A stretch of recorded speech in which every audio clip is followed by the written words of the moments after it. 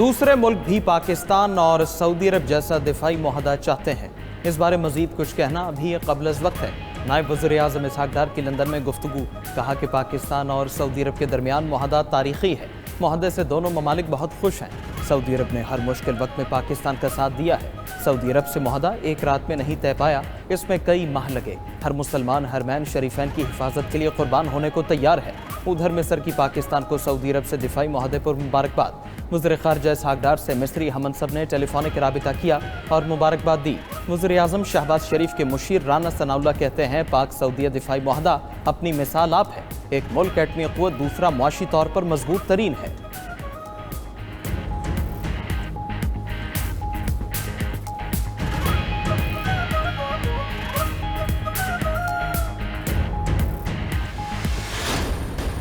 ادھر جیل سے بیٹھ کے روز اتنی بڑی ٹویٹ داغ دیتا ہے جس میں وہ کبھی عسکری قیادت کا نام لیتا ہے، کبھی میرا نام لیتا ہے، اور وہ سمجھ رہا ہے کہ پتہ نہیں اس کی ٹویٹ سے پاکستان میں کیا ہلچل مچ جائے گی۔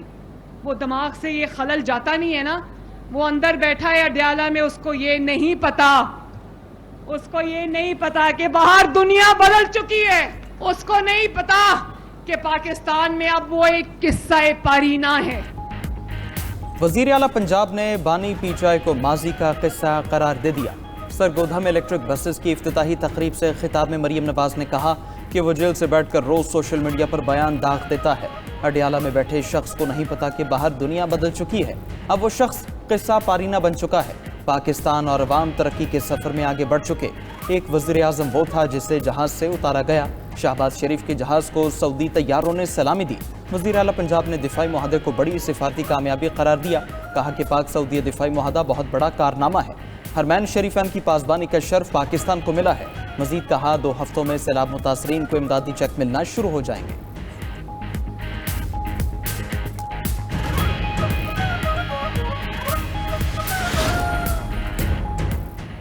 بلاول بھٹو کو کراچی کے لیے شہباز اسپیڈ سے امید۔ کراچی میں پانی کے منصوبے کا افتتاح کرنے کے بعد میڈیا سے گفتگو میں چیئرمین پیپلز پارٹی نے کہا کہ وزیر اعظم کی کراچی کی طرف بار بار توجہ مبذول کروائی ہے۔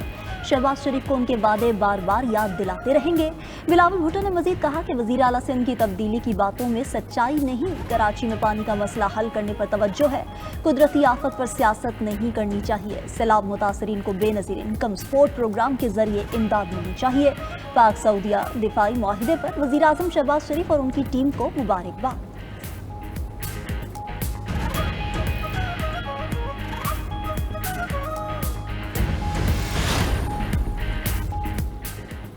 پنجاب میں سیلاب کے بعد مسائل کی انبار، متاثرین کے گھر بار تباہ ہو گئے، فصلیں برباد ہو گئی، جمع پونجی اور مال مویشی سیلابی ریلے بہا لے گئے۔ سینئر وزیر پنجاب مریم اورنگزیب کا مظفر گڑھ کے سیلاب زدہ علاقوں کا دورہ، خشک راشن، صاف پانی اور دیگر امدادی سامان تقسیم کرایا۔ بیٹ ملا والی اور عظمت پور میں فلڈ ریلیف ٹینٹ سٹی مکمل۔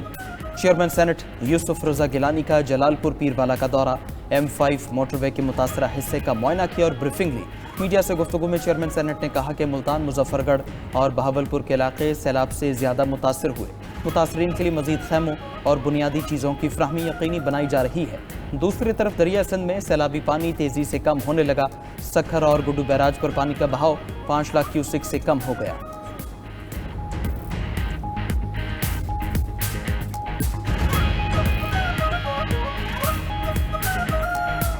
گھر کی حالت دیکھی ہے تو یہ دیواریں ہماری جو ہیں گر چکی ہیں۔ گھر کے اندر تقریباً مٹی بہت کافی اندر داخل ہو چکی ہے۔ سیلاب نے صورتحال ایسی کر دی ہے کہ ابھی ادھر رہنا بہت مشکل ہو گیا ہے۔ پہلے دن سے لے کے اب تک یہ فصلیں دیکھو مکمل طور پہ تباہ ہو چکی ہیں۔ ہمارے گھر جا کے دیکھو زمین نظر آئے گی، گھر نظر نہیں آئیں گے۔ پورا ہفتہ یہ ہو چکا ہے، ہمیں مکمل طور پہ کوئی امداد نہیں ملی۔ ہمارے گھر سب کچھ ختم ہو چکے ہیں، فصلیں بھی ختم ہو چکی ہیں۔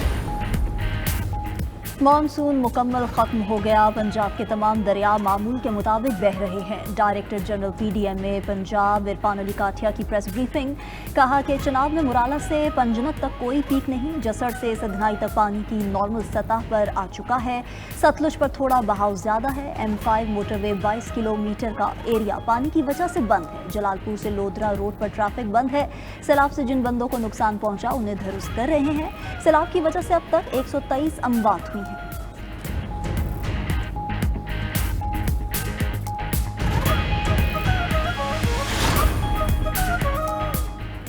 چند گھنٹوں کی بارش سے گجرات ایک بار پھر ڈوب گیا. موسلادھار بارش سے شہری علاقے زیریاب. Deputy commissioner house, D C complex, district jail, G P O میں پانی جمع ہو گیا. کھاریاں, لالا موسا, جلال پور جٹا, کنجا اور منگوال میں بھی بارش. سرگودا میں بھی موسلادھار بارش سے جل تھل ایک ہو گیا. نشیبی علاقے زیریاب آ گئے. گلی محلے تالاب بن گئے. فیصل آباد میں بھی ابر کرم کھل کر برسا.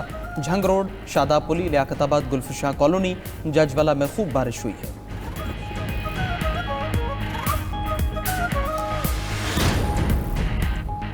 جی ایچ کیو حملہ کیس میں بانی پی ٹی آئی کی ویڈیو لنک سے پیشی. دوران سماعت انسداد دہشت گردی عدالت راولپنڈی نے بانی پی ٹی آئی کو سیاسی گفتگو سے منع کر دیا. بانی پی ٹی آئی کا کیس کی ویڈیو لنک کے ذریعے عدالتی کارروائی کا بائیکاٹ. بانی پی ٹی آئی کی ہدایت پر ان کے وکلا بھی عدالت سے چلے گئے. کہا کہ بانی کا حکم ہے, ہم اس عدالتی کارروائی کا حصہ نہیں بنیں گے. عدالت نے وکلا کے جانے کے بعد استغاثہ کے 2 گواہان کی شہادت قلم بند کر لی. بانی پی ٹی آئی کو ذاتی حیثیت میں پیش کرنے کی درخواست خارج. جی ایچ کیو حملہ کیس کی مزید سماعت 23 ستمبر تک ملتوی.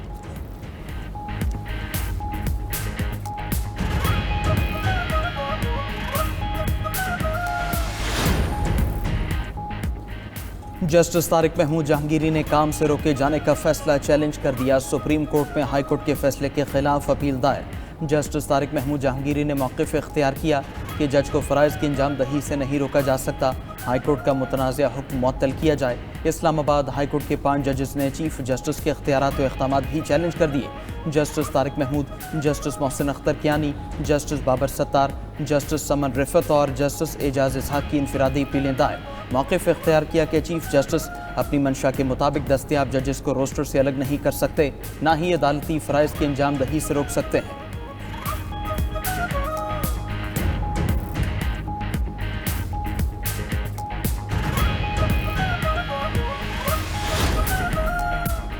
حامد خان سینٹ کی قائمہ کمیٹی کی رکنیت سے مستعفی. اپنا استعفیٰ سینٹ سیکریٹریٹ میں جمع کروا دیا. حامد خان کا کہنا ہے کہ بانی پی ٹی آئی کی ہدایت پر کمیٹیوں سے استعفیٰ دیا. ادھر سینیٹر عرفان صدیقی نے ایکس پر پیغام لکھا کہ ایسا لگ رہا ہے مایوسی میں پی ٹی آئی پارلیمنٹ سے استعفیٰ دے گی. کچھ جج صاحبان بھی عدلیہ سے مستعفی ہوں گے. ہدف کیا ہے؟ آگے بڑھتے پاکستان کو پھر کسی بڑے بحران میں دھکیلنا. قائمہ کمیٹیاں پارلیمنٹ کی روح ہیں. پی ٹی آئی کو قائمہ کمیٹیوں میں کردار ادا کرنا چاہیے.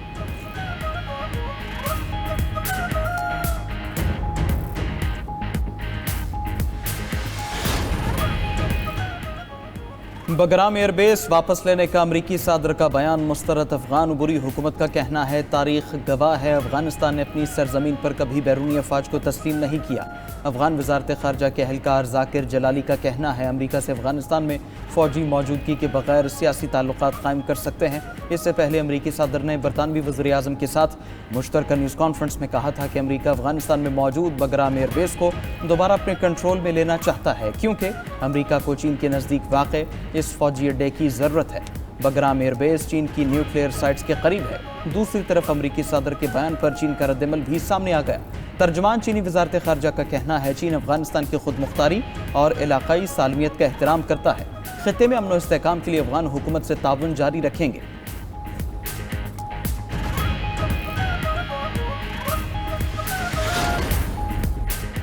ترکی اور مصر کا 13 سال بعد مشترکہ فوجی مشقیں کرنے کا اعلان. 22 ستمبر سے دونوں ممالک کی فضائی اور بحری مشقوں کا آغاز ہوگا. 2013 میں دونوں ممالک کے تعلقات کشیدہ ہو گئے تھے. غزہ کی جنگ اور بحیرہ احمر کی سیکیورٹی جیسے عوامل نے دونوں ممالک کو ایک دوسرے کے قریب کر دیا.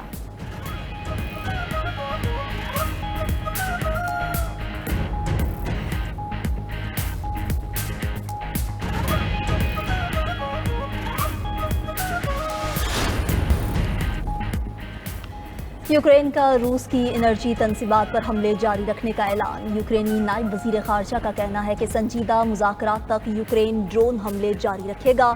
امریکہ اور یورپی اتحادیوں کے ساتھ سیکیورٹی معاہدوں پر بات چیت میں پیش رفت ہوئی ہے. صدر ٹرمپ کی یوکرین کے دفاع میں شمولیت کی یقین دہانی ایک اہم قدم ہے. روسی میڈیا کے مطابق روسی وزیر خارجہ لاوروف اور امریکی وزیر خارجہ مارکو روبیو کے درمیان ملاقات طے پا گئی. دونوں وزرائے خارجہ اقوام متحدہ کی جنرل اسمبلی کے اجلاس کے دوران ملیں گے.